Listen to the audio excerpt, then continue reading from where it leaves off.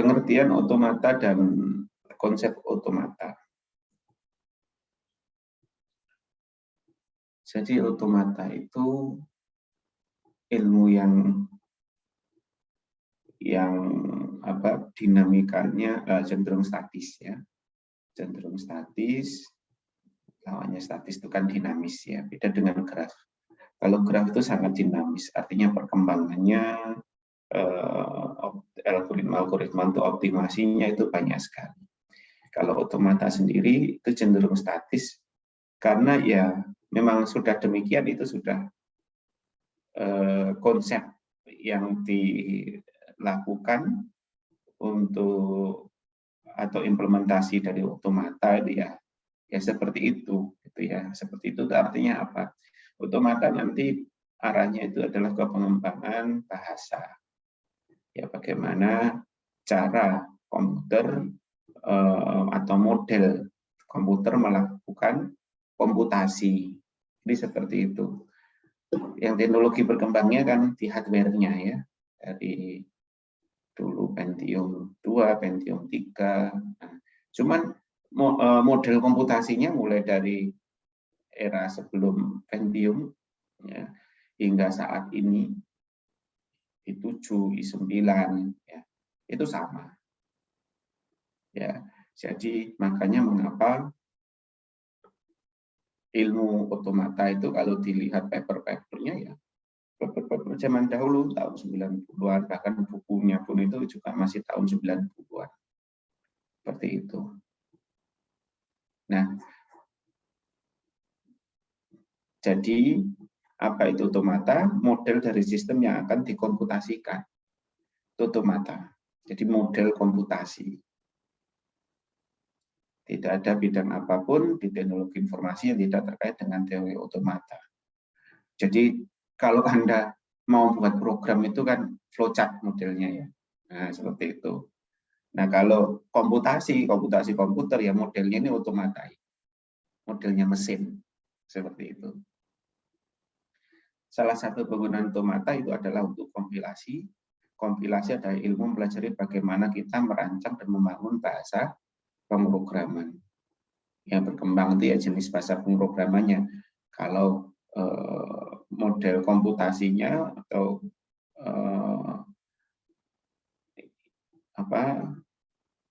dasar untuk modelnya ya sama semuanya.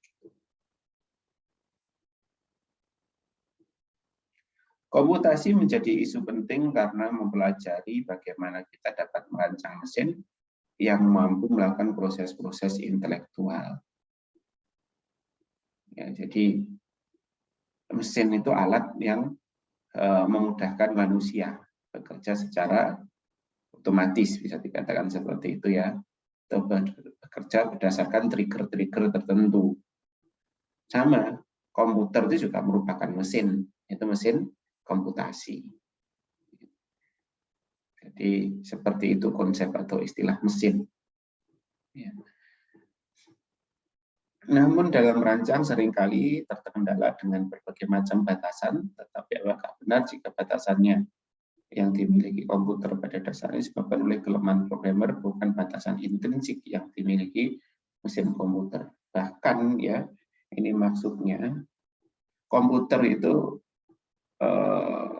untuk mengimplementasikan model yang ada dalam teori otomata itu tidak seluruhnya bisa. Jadi artinya teorinya sudah ada, tapi implementasinya juga belum bisa. Jadi konsepnya sudah ada, contohnya ya kalau nggak salah yang bagian belakang dari buku teori otomata, nanti saya share juga PDF-nya kalau sudah dapat ya. Kalau saya dulu zaman kuliah itu ya fotokopi buku tebel gitu ya, ratusan halaman untuk bahkan ribuan. Yang di bagian belakang itu ada mesin Turing dan lain-lain. Nah itu komputer pun untuk mengimplementasikannya masih belum bisa. Padahal teorinya sudah ada. Yang nanti suatu saat seperti rumus relativitas Einstein itu kan ketika ditemukan orang nggak tahu buat apa. Ya. Suatu saat ya ternyata baru diimplementasikan di akhir-akhir, gitu ya, di awal-awal ya lebih canggihan rumusnya dibandingkan implementasinya untuk apa. Nah, bisa jadi untuk otomata itu juga, teori otomata juga seperti itu. Ada model-model yang mendahului dari implementasinya belum hingga saat ini. Oke.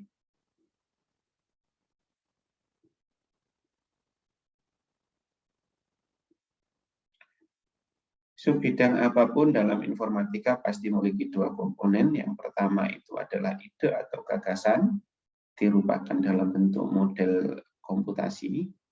Ya, ide gagasannya itu model komputasi. Beberapa disiplin ilmu yang mengadopsi itu adalah neuron set.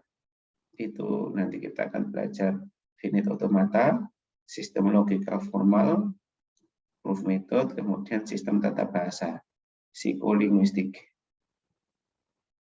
yang mempelajari apakah arti bahasa itu, bagaimana manusia mengembangkan bahasa, bagaimana manusia memahami bahasa, bagaimana manusia mengajarkan bahasa ke anak-anaknya, bagaimana cara menyatakan gagasan, bagaimana manusia membangun kalimat dari gagasan yang ada dalam pikirannya.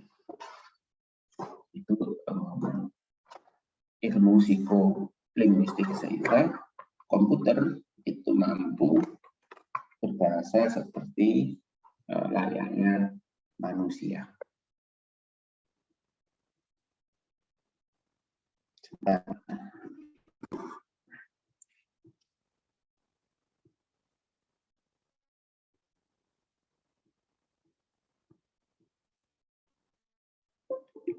Setelah memodelkan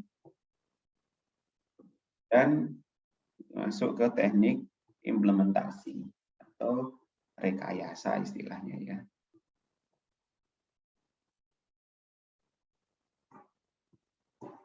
Masih ada masalah di Zoom. Oke.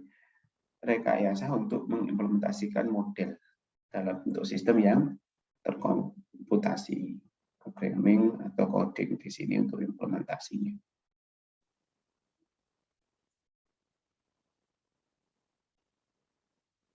Nah, ini adalah perkembangan dari teori otomata yang ada di buku teori otomata. Itu yang pertama orang yang bernama Noam Chomsky membuat model matematis untuk mendeskripsikan bahasa, sekaligus menjawab pertanyaan tentang psikolinguistik. Kemudian membuat perangkat formal untuk memodelkan properti bahasa disebut dengan grammar. Jadi andil atau kontribusi besar Noam Chomsky itu adalah menciptakan grammar dalam ilmu teori bahasa.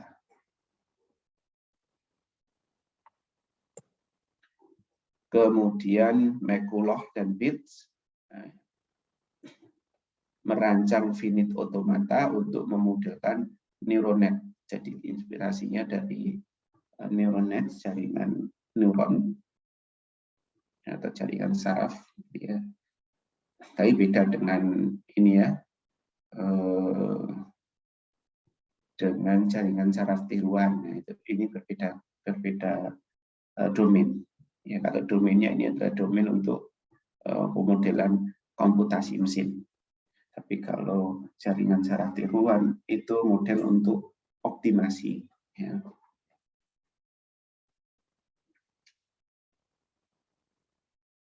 Merancang finite automata untuk memodelkan neural net. Jadi ini adalah satu tonggak besar di ilmu komputasi, yaitu finite automata. Kita nanti akan pelajari ini. Kemudian Stephen Klein menemukan model representasi lain dari automata melalui regular expression. regreg yang digunakan hingga saat ini ya. Jadi regreg atau regular expression ini representasi lain dari finite automata. Kalau finite automata bentuknya itu berupa bulat ya, kayak graf ya bentuknya. Nah, kalau regreg ini bentuknya adalah teks. Makanya mata kuliah kita di informatika itu teori graf dan automata sebenarnya bukan dua hal yang saling terkait langsung. Ya, namun karena ada beberapa hal yang mungkin masalah efisiensi SKS atau yang lain, itu graf dan automata dijadikan satu, padahal itu tidak ada hubungan langsung ya. Hubungannya ya mungkin kalau saya simpulkan ya bentuknya finite automata ini mirip dengan graf. Makanya jadikan satu mata kuliah. Oke.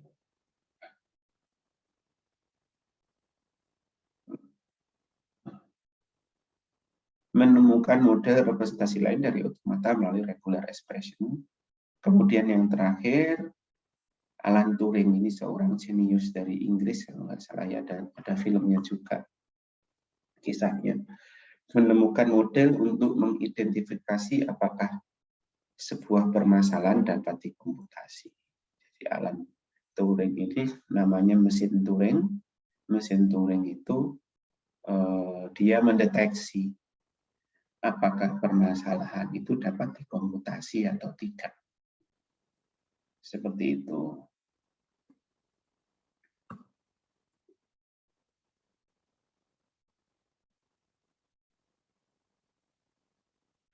Tiga model mesin komputasi akan kita pelajari dalam automata. Yang pertama itu finite automata, telah dimanfaatkan untuk merancang lexical analyzer, aplikasi editor teks, pengenalan pola, fault tolerance system, dan lain-lain. Jadi dasar untuk teknik kompilasi pun juga menggunakan finite automata.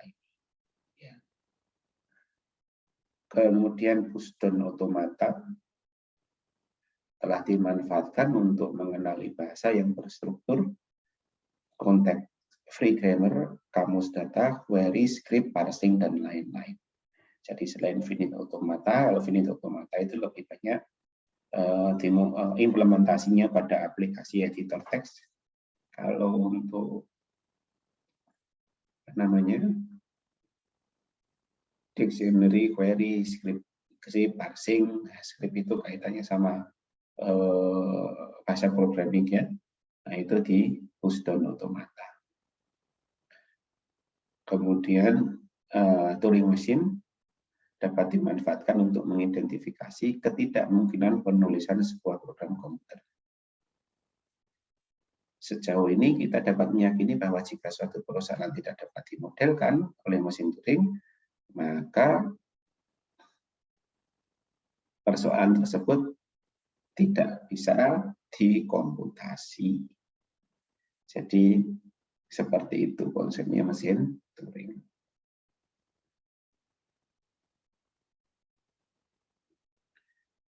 Terminologi atau istilah-istilah dalam bahasa.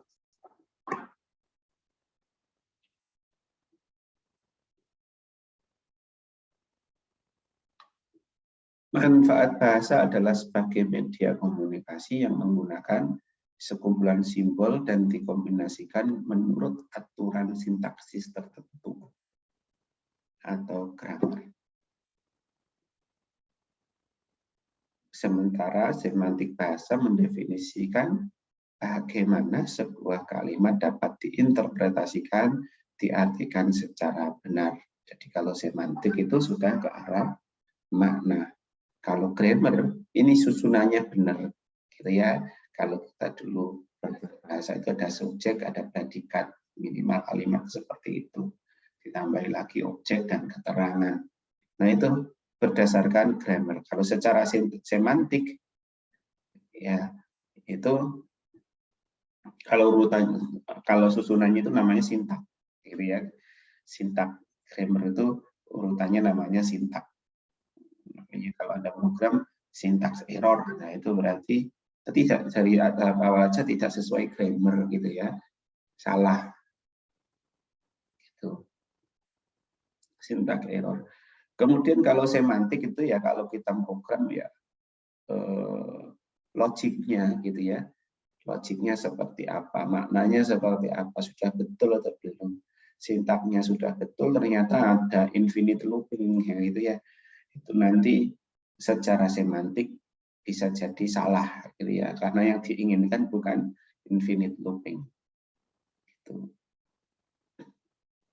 Nah, terminologi penting dalam memahami teori bahasa adalah pemahaman terhadap alfabet dan string. Nah, di sini nanti kita akan mempelajari alfabet itu apa, string itu apa.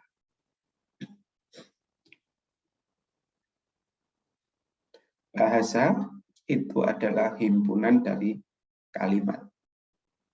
Urut-urutannya seperti ini ya, urutan istilahnya. Kalimat sendiri itu adalah himpunan kata atau string. Kata atau string itu adalah himpunan dari karakter. Karakter itu adalah gabungan, himpunan gabungan dari alfabet, digit, dan simbol. Sehingga bisa dikatakan dengan konsep himpunan, bahasa itu adalah himpunan dari himpunan alfabet, gabungan dengan digit, gabungan dari simbol.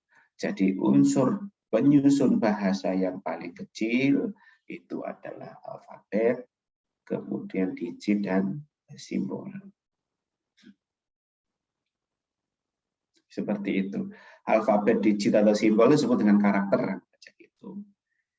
Nah, kata atau string itu adalah gabungan, baca dari bawah ya, himpunan dari karakter itu bentuk string atau kata, string atau kata ini bentuk kalimat. Bahasa sendiri itu adalah kumpulan atau himpunan dari kalimat. Itu cara memahaminya.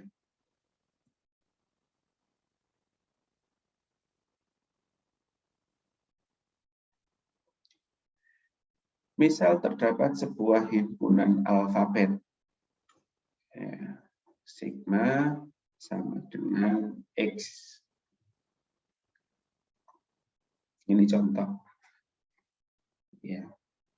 Dan misalkan akan didefinisikan sebuah bahasa L1 sama dengan himpunan dengan pola X, kemudian XX, kemudian XXX, kemudian XXXX, dan seterusnya. Oke, artinya apa sampai di sini? Alfabet penyusunnya itu hanyalah X. Nah, kalau kita alfabet itu ada A sampai Z. Kalau kehidupan sehari-hari kita, bahkan ada lowercase, uppercase, gitu ya. Tapi di sini ada definisi bahwa alfabet penyusunnya itu, alfabetnya itu himpunannya anggotanya hanya X saja. Maka kita bisa mendefinisikan bahasa L1 itu seperti ini misalkan. Maka L1 dapat dinyatakan secara formal sebagai L1 sama dengan X pangkat N untuk N sama dengan 1, 2, 3, dan seterusnya. Jadi cara penulisan selain yang di atas ini, kalau kita mau menuliskan yang di atas ini, bisa digantikan dengan tulisan yang di bawah.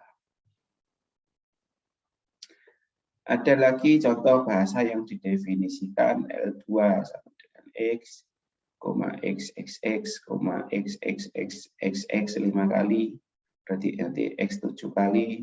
Oh, kalau dilihat berarti ganjil saja.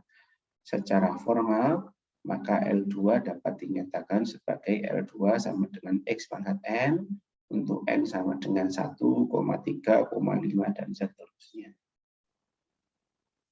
Ini kita masih ngomong terminologi atau istilah-istilah yang perlu diketahui dalam bahasa.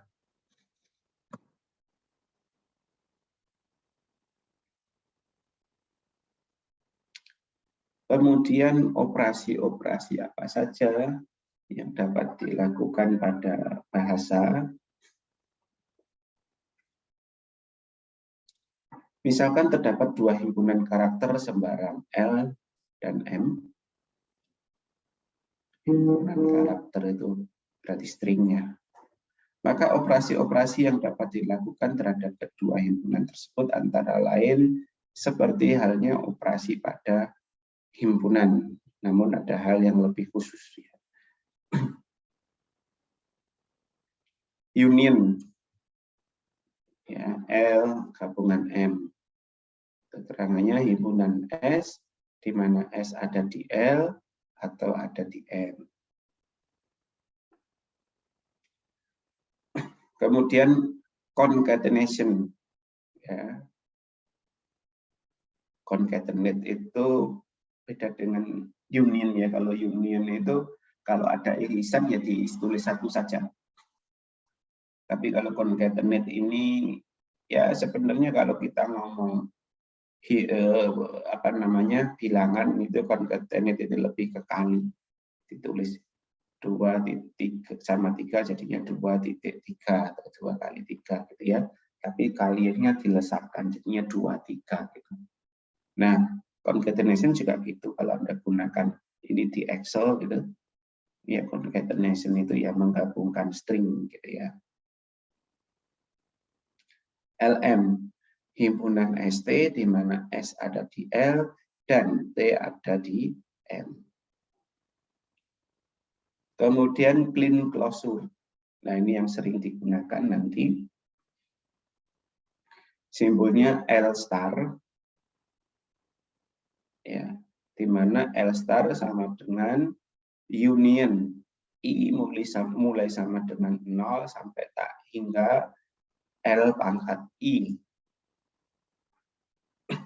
Jadi di unionkan mulai dari L pangkat 0 sampai L pangkat tak hingga gitu. Jadi yang paling kalau 0 itu gimana Pak? Yang 0 itu ya namanya kalau di himpunan itu 0 gitu ya. Kalau di di bahasa itu namanya adalah empty string, lambangnya biasanya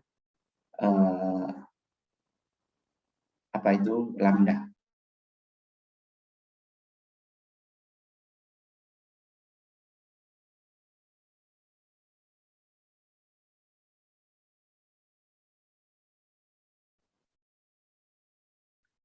Kemudian yang mirip dengan clean closure itu adalah positive closure, L plus L pangkat plus. Ya, L closure ini mirip dengan clean closure tapi mulainya dari 1. Empty string nggak masuk di sini. Ya, empty string nggak masuk di sini. Jadi kalau kita ngomong clean closure itu seperti halnya ini ya, ini positive closure karena mulai dari 1. Ya, mulai dari 1, 2, 3, 4 sampai tak terhingga. Ini namanya positive closure. Kalau clean closure depannya ada lambda. Lambda itu adalah empty string. 567 ini tambahan ya, yang ada di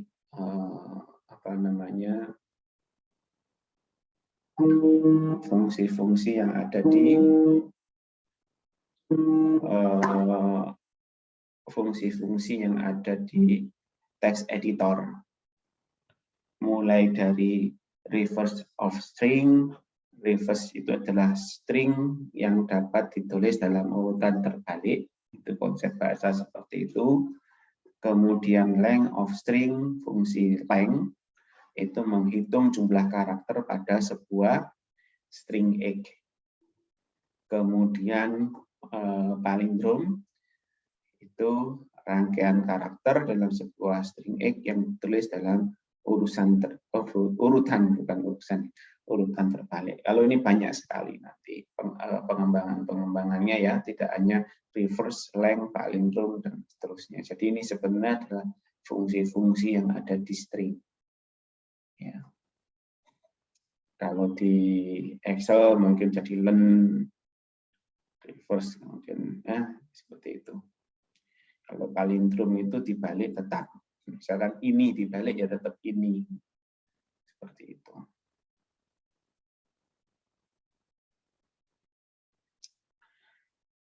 Operasi pada bahasa. Operasi pada bahasa.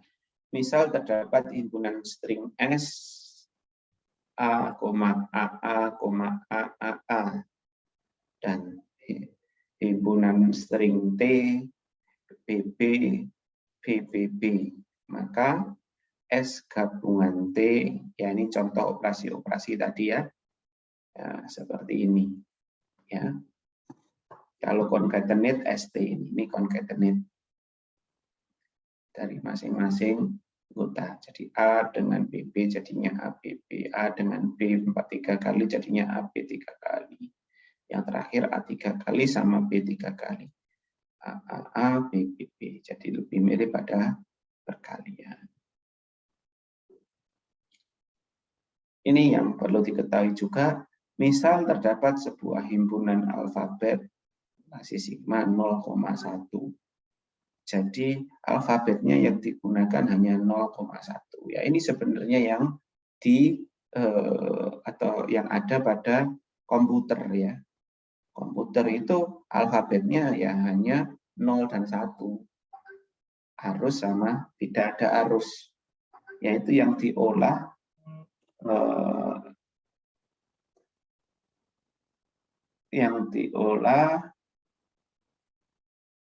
oleh komputer sehingga bisa menampilkan berbagai bentuk komputasi. Ya. Seperti kita ngomong ini kan pakai 26 huruf ya. Kalau komputer hanya pakai dua saja, 0 dan 1. Itu pun sudah bisa jadi teks, bisa jadi multimedia ya. Bisa audio, bisa video, gambar ya. Itu sebenarnya diolah ya 0 dan 1 saja. Misal terdapat sebuah ini tadi, maka sigma clean closure itu apa saja anggotanya? Ya, mulai dari empty string. Lambda ini empty string. Kalau himpunan kan biasanya 0 dicoret gitu ya. Kalau kita lambangnya lambda. Kemudian 0 itu masuk. Kemudian 1 itu masuk, kemudian 00, 0 diulang sebanyak 2 kali, 0 sama 1, 1, 0, 1, 1, kemudian 0 3 kali, berarti nanti 0, 0, 1, 0, 1, 0, 1, 0, dan seterusnya, sampai 1, 1, 1. Ini adalah clean closure. Kalau positive closure seperti yang di depan tadi, bentuknya atau alfabetnya itu X saja. Kalau positive closure itu tidak ada tidak ada empty string. Nah, kalau ini yang atas ini positive closure ya sama aja dengan ini, cuman empty stringnya itu tidak ada. Ya. Kalau ini clean closure, yang bawah ini clean closure, ya depannya dikasih lambda. Seandainya ini clean closure, tapi karena ini positive closure, mulainya dari 1, X, X, X, X, X, X, X, dan seterusnya.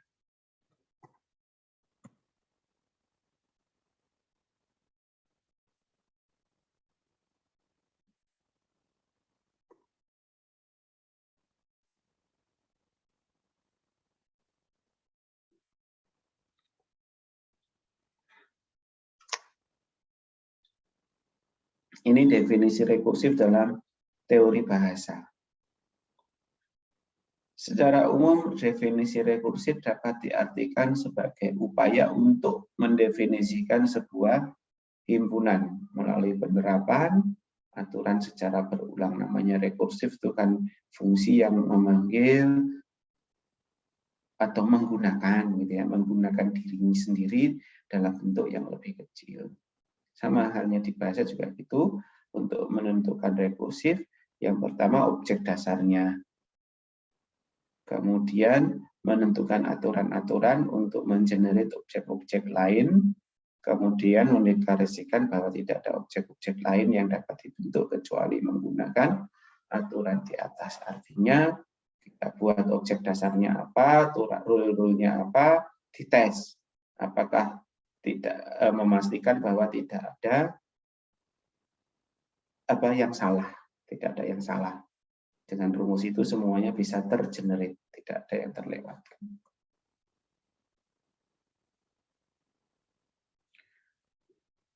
Contoh, misalkan kita akan mendefinisikan himpunan bilangan genap melalui definisi rekursif, masalah di atas dapat didekati dengan tahapan penyelesaian seperti berikut. 2 adalah anggota himpunan bilangan genap. Ya, berarti 2 itu adalah objek dasarnya, bisa kita anggap sebagai objek dasarnya. Yang pertama tadi kan kita membuat objek dasar. Yang kedua itu adalah aturannya. Jika X adalah anggota dalam himpunan tersebut, maka X plus 2 juga merupakan anggota himpunan bilangan genap. X plus 2 adalah aturan yang dapat memproduksi anggota himpunan bilangan genap yang lain seperti 4, 6, 8, dan seterusnya. Karena ini nanti konsep dari regular expression seperti ini ya. Dasarnya adalah 2, rumusnya adalah X plus 2. Mulainya daripada 2, jadi 2 tambah 2, 4 adalah anggota bilangan genap. 4 sekarang dimasukkan, 4 tambah 2, 4 tambah 2, 6. 6 anggota himpunan bilangan genap. 6 sekarang sebagai acuannya X. 6 tambah 2, 8. 8 adalah genap dan seterusnya. Jika Y adalah anggota himpunan bilangan genap, maka pasti Y dihasilkan dari aturan di atas. Ya, dibalik, jika 100 itu anggota bilangan genap, maka 100 itu didapatkan dari X plus 2, berarti X-nya 98. 98 itu juga pasti bilangan genap. Maksudnya seperti itu, dipastikan bahwa seluruh bilangan genap itu dapat dibentuk dari X plus 2. Contoh pada operasi bahasa ya.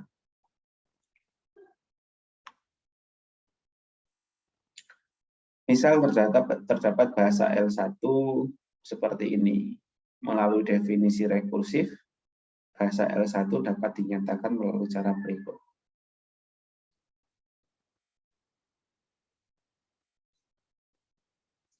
Lambda adalah anggota L1, empty string. Jika Q adalah sebarang di L1, maka XQ juga merupakan string dalam L1. Berarti mulainya dari lambda. Lambda adalah anggota L1. Kemudian yang berikutnya adalah lambda X. Berarti X ya, lambda X itu ya X. Kemudian XX. XX masuk lagi, XX ditambah kali tambahi X, dari XXX, dan seterusnya. Contoh yang berikutnya. Misal terdapat sebuah bahasa L2. X sama, kemudian XXX, X 5 kali, ya ini bentuknya gasalnya. Melalui definisi rekursif, bahasa L2 dapat dinyatakan melalui cara berikut. X adalah anggota L2, ini adalah bentuk dasarnya. Kemudian rumusnya adalah XXQ. Jika Q adalah sembarang bahasa string di L2, maka XXQ juga merupakan string dalam L2.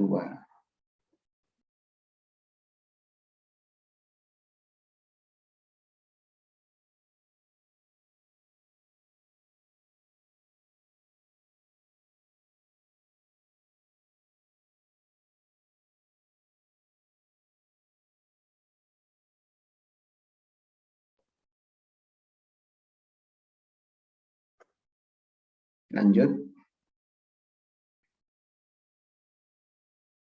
Ini sebenarnya yang perlu dipahami, pendefinisian bahasa. Alfabet dan digit atau karakter itu finite atau berhingga, seperti alfabet kita yang kita gunakan dalam komunikasi sehari-hari ada 26. Kalau komputer kenalnya 2, 1 dan 0. Tapi kombinasinya kan tak terhingga. Kombinasi atau permutasinya itu kan tak terhingga. Makanya karakter itu berhingga. Tapi kalau kita ngomong string, kalimat, atau dalam hal ini bahasa yang dibentuk dalam satu bahasa, itu tak berhingga. Ya. Oke, dari konsep-konsep yang kita ketahui tadi ya. Oleh karenanya untuk mendefinisikan sebuah bahasa umumnya tidak dilakukan dengan cara melisting. Kalau melisting nanti jadinya kamus tebal sekali. Jadinya kamus. Tapi kita menuliskan formulanya atau rumusnya atau cara pembentukan aturan pembentukan bahasa tersebut, pembentukan kalimat dalam bahasa tersebut. Dengan kata lain, karena bahasa adalah suatu bentuk himpunan, maka cara mengekspresikan himpunan yang praktis adalah melalui set theoretic notation. Nanti kita akan melihat set theoretic notation.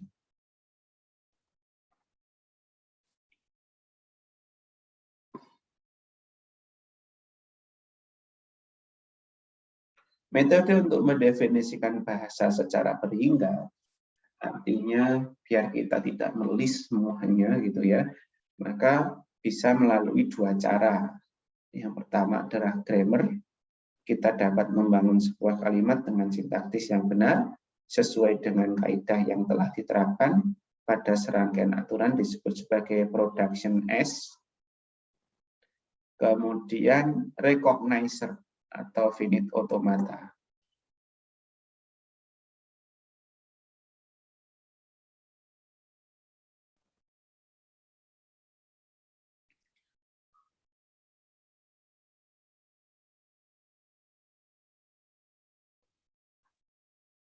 Nanti bentuknya adalah finite automata. Kalau secara grafis ya bentuknya nanti seperti teks. Maaf, kalau grafis seperti graf. Kalau dalam bentuk teks ya namanya regreg, regular expression. Jadi itu nanti yang akan diwakilkan untuk menuliskan aturan dalam pendefinisian bahasa.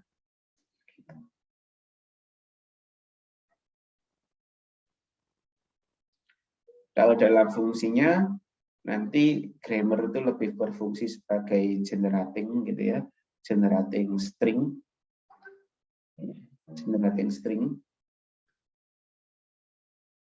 Nah, namanya production S tadi ya.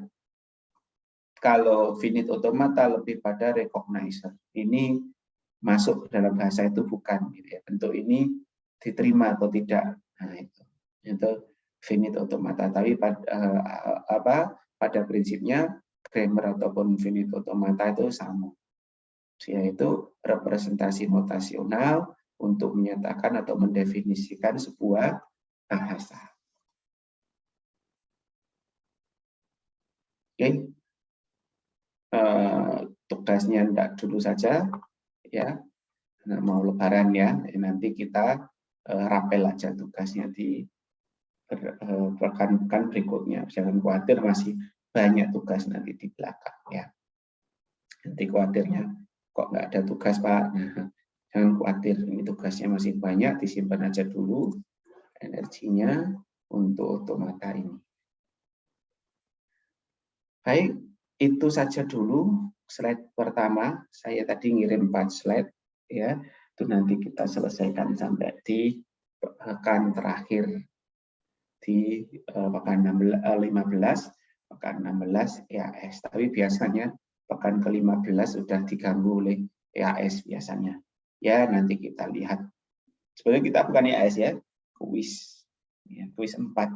Kuis 4-nya nanti bareng dengan EAS. Kalau kuis 4 ya karena kan kita konsepnya kuis 1 dulu waktu multiple choice itu ya. Kuis 2-nya itu Anda mengumpulkan paper dalam bentuk doc. Kemudian kuis 3-nya itu presentasi. Nah, kuis 4-nya itu ini nanti bentuknya tulis ya. Bukan multiple choice tapi tulis seperti Anda kerjakan tugas-tugas itu. Baik, apakah ada yang ditanyakan? Jika tidak ada yang ditanyakan, saya akhiri sampai di sini. Terima kasih. Assalamualaikum warahmatullahi wabarakatuh. Selamat pagi.